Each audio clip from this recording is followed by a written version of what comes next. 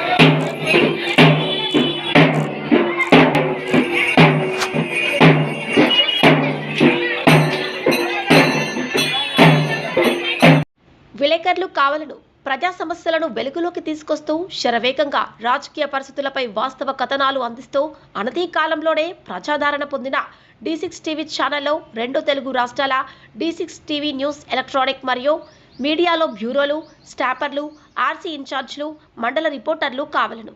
అనుభవజ్ఞులకు ప్రాధాన్యం, కొత్త వారికి ప్రోత్సాహం.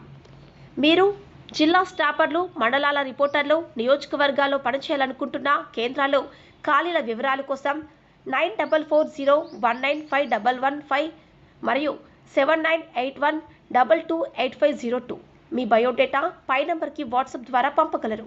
D6 TV news channel Andhra Telangana incharge Rathod Tirumala Naik.